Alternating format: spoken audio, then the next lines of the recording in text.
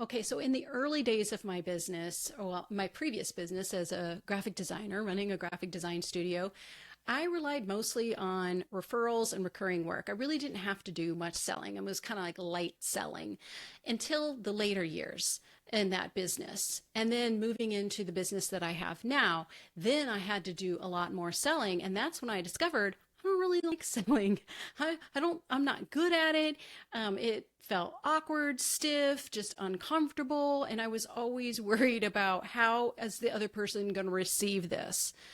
And so I took lots of classes, I took courses, I worked with different sales scripts. I mean, if you could see my Google Drive folder of like all the different sales scripts and discovery call scripts that I have worked with over the years, I mean, I tried everything and it's definitely improved. I mean, I got better, but not significantly better until I realized that the problem was I was focusing far too much on how I was selling and not enough on why I was selling. I was not connected into my intentions behind it and had not made this shift around what selling is really all about.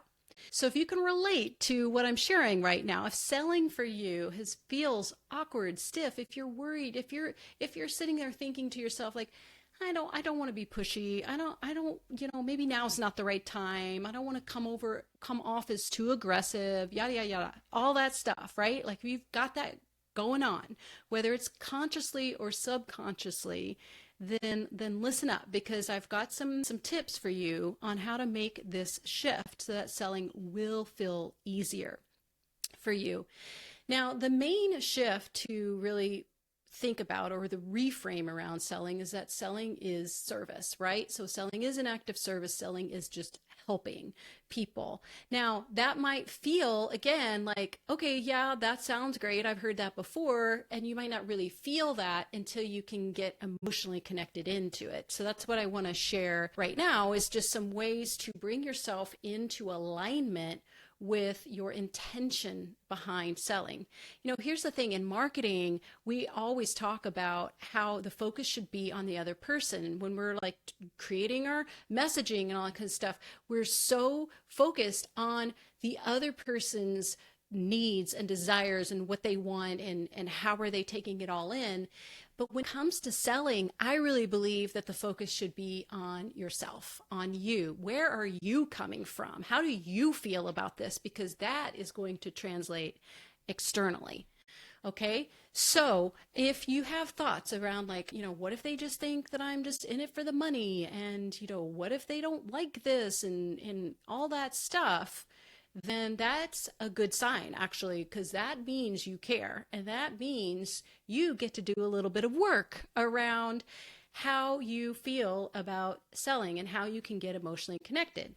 Okay, so a couple of tips around this. First of all, is anchor into the why of the thing that you're selling, which essentially is your offer. Okay. So why are you wanting to bring people in the first place? It's not just about getting more clients or making more money. There's a deeper reason behind that. I know this because the people that are in my world, the people that are attracted to me and what I'm doing are very heart-centered, purpose-driven people. And I know that the money is not the core thing there. So what is it that is the core thing? Now, most of the people that I know as service providers truly, sincerely want to help. You see someone who has a situation or problem that like, I can totally help you. That's where you want to start first, right? So you just want to be reminded or remind yourself of why. Why are you in the work that you're doing in the first place? And why are you wanting to extend the invitation to somebody to come work with you? It's because you want to help them, okay? Then I do want you to spend a moment thinking about that other person and just think about them as someone who's looking for help, someone who's looking for someone like you who can deliver the kind of solution that you have. Okay, so it takes a little bit of visualization and this should be fun, right? So just go to the positive with this. Like, what a relief that is for someone when they come across the thing that they have been looking for. Like, oh my gosh, this is it. This is what I've needed. And maybe they didn't realize that at first. And even better, like that's like even greater when they have this like huge relief and sort of epiphany all rolled up in one. Like, oh my God, that is the thing. That's, I need that. I need you. I need your help. And to be able to be in a position to deliver that, like that's awesome. Okay. So that's tip number 2.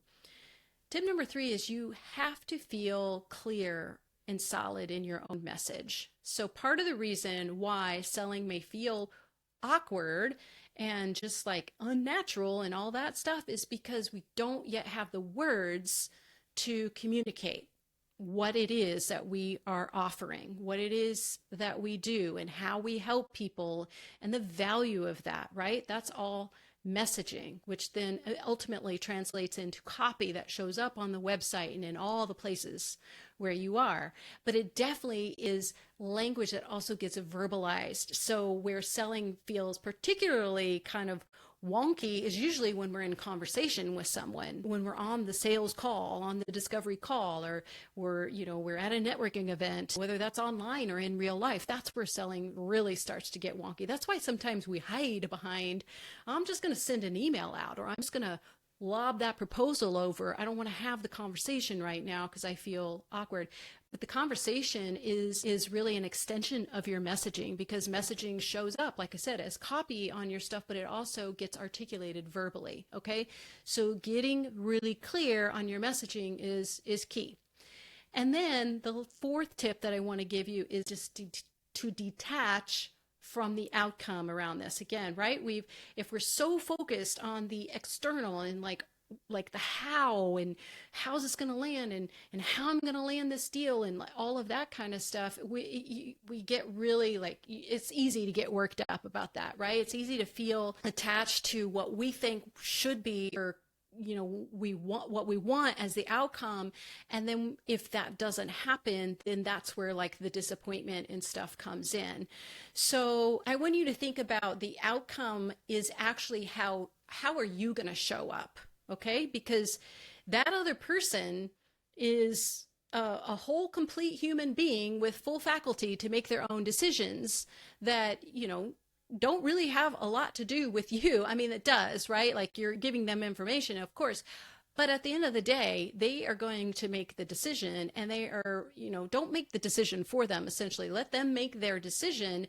All you need to do is to show up. So I want you to focus on the outcome around yourself. How are you showing up? Did you connect in with your intention before you had the sales conversation, before you sent off that email? Did you connect into your why? Do you feel confident in your message, in the way that you're showing up, right? Are you proud of the energy you brought to it? These things matter so much more than did you follow a certain sales script? Did you address the objection or the concern in the right way? Like that does not matter. It's really about how much and how well you show up, that you bring yourself and your whole heart into the conversation. And, if you need to do some mindset work around that, if you need to do some like the rituals to pump yourself up and get yourself reconnected, I encourage you to do that. I've got kind of like my playlist of songs and my like energy activation exercises and stuff like that. Like whatever it takes for you to remember and get into realignment about what it is that you do and why you're here to serve the people that you're meant to serve, then a lot of that stuff, weird stuff with sales that you might be feeling, will take care of itself. And then you can walk through those moments and those conversations with feeling like I'm in integrity. I'm in integrity with who I am and my values and all of that good stuff. Okay. And that's what we want ultimately at the end of the day, because when you feel that, then then the next time you get to be in a sales conversation, it's easier, right? Like that's where the practice comes in. Okay.